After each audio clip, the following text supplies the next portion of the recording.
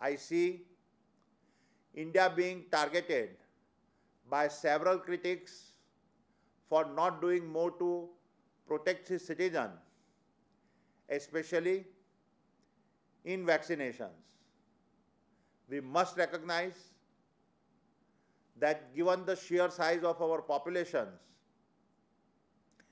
and densely packed metros, the challenge before India is far greater compared to most other nations.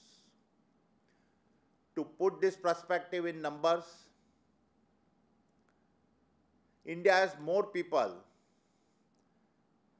than the combined population of all the three countries on three continents: Europe, North America, and Oceania. In other words, our vaccination effort has to be bigger than the combined efforts of 87 countries. The fact is that of the 320 crore vaccine doses given worldwide, 35 crore doses were given in India. While I admit that criticism is justifiable, we must not fall prey to voices that demoralize our nation or break the morale of frontline workers who have made extraordinary sacrifices. And it is these frontline workers that have been our inspirations. Assisting the nation during a crisis is not about quantifying in numbers what corporates like us do. Instead, it is about stepping up to make sure we do our part. It is about extending a hand to help every individual we can reach. And it is about putting the nation first in everything we do. And no one has inspired us more or reminded us better about our duty to serve the nation than the frontline workers who, all through the pain of pandemic, exemplified the noble Indian ideal of Seva Paramo Dharma, which translated means the primary duty is to provide service to mankind.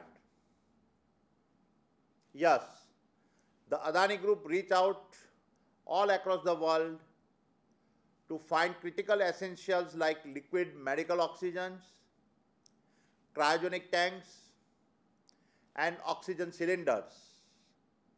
But our contributions stand humble by the immensity of the effort put in by our women and men of the Indian Air Force, who flew countless missions day and night to places near and far to help us bring in the essential supplies. Yes, we boosted the PM CARES funds with our contributions, but money can never match the individual selflessness of the people on the street who rose above their own needs to help fellow Indians they never knew and will never meet again. Yes, we provided logistic support all over the nations, by air, by sea, by rail, and by road, and moved thousands of tons of desperately needed supplies. but that is nothing when compared to immeasurably noble work of our doctors and nurses as they put their lives on the line to serve their fellow citizens. The individual stories of humanity have been moving. The sacrifices we have witnessed have been humbling. And through all of this, we have done our best to support oxygen distribution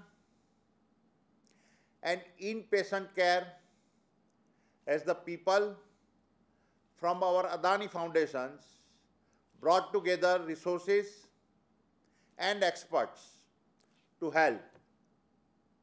For example, in just days, our engineering and medical teams converted the Adani Vidya Mandir School in Ahmedabad into an emergency care facility with hundreds of beds, oxygen support, and catered food. It was literally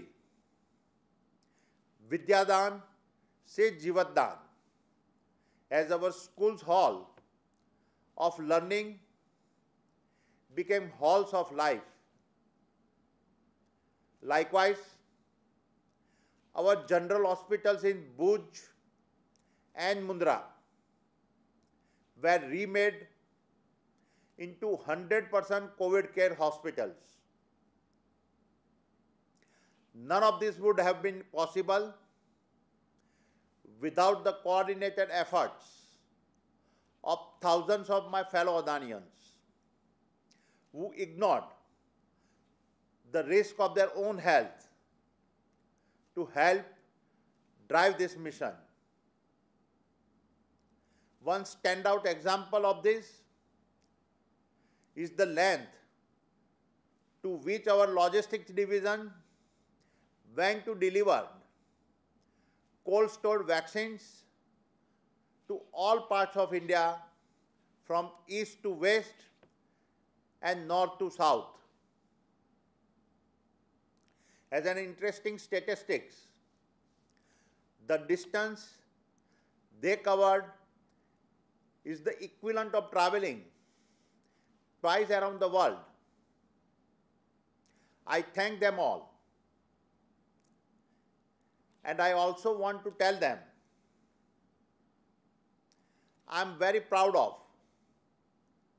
what they have done and are still doing. I therefore stand humble before the nurses, doctors, paramedics, ambulance drivers, police forces, sanitation workers, delivery person, transport workers, and my own fellow Adanians